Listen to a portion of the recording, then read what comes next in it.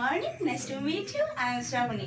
I am a student of inter first year. I live in Thakolat in Sherpur district. My father's name is Fakhur Hassan and he is a businessman.